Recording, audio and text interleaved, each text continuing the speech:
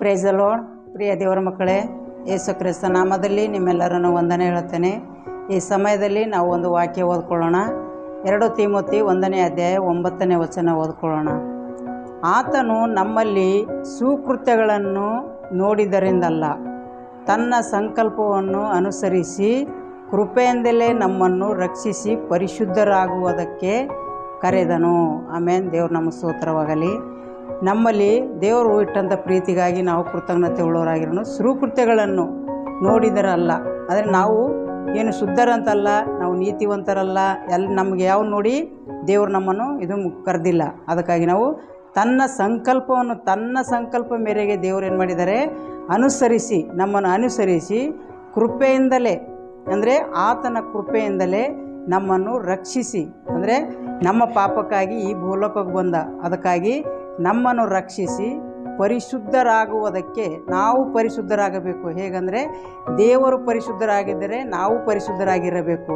ದೇವರು ನೀತಿವಂತನಾಗಿದ್ದರೆ ನಾವು ಆತನ ಹೆಜ್ಜೆ ಜಾಡಿಯಲ್ಲಿ ನಡಿಬೇಕು. ದೇವ್ರು ನಮ್ಮ ಸ್ತೋತ್ರ. ದೇವ್ರು ಹೇಳಿದ್ದಾರೆ, ನಾನು ಪರಿಶುದ್ಧನಾಗಿದ್ದೇನೆ, ನೀವು ಪರಿಶುದ್ಧರಾಗಿರ್ರಿ. ದೇವ್ರು ನಮ್ಮ ಸ್ತೋತ್ರವಾಗಲಿ.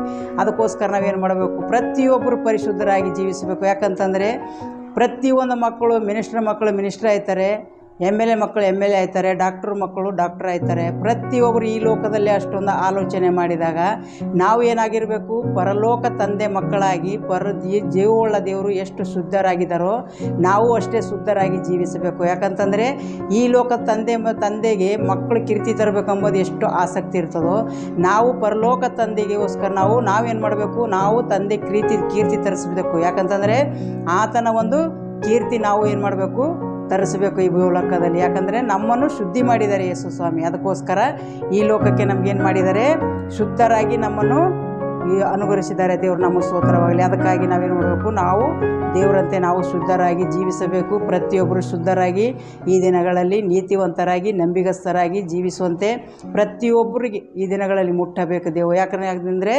ಎಲ್ಲರೂ ಪರಿಶುದ್ಧರಾಗಿ ಜೀವಿಸಬೇಕು. ಯಾರು ಈ ಲೋಕದ ಅಂಧಕಾರ ಶಕ್ತಿಯಲ್ಲಿ ಜೀವಿಸದೆ ಪ್ರತಿಯೊಬ್ಬರು ಪರಿಶುದ್ಧರಾಗಿ ಜೀವಿಸಬೇಕು. ಅದಕ್ಕೆ ದೇವರು ಹೇಳಿದ್ದಾರೆ, ನಾನು ಪರಿಶುದ್ಧರಾಗಿದ ಹಾಗೆ ನೀವು ಪರಿಶುದ್ಧರಾಗಿರಿ ಅಂತ ಹೇಳಿದ್ದಾರೆ. ದೇವರು ನಮ್ಮ ಸ್ತೋತ್ರವಾಗಲಿ.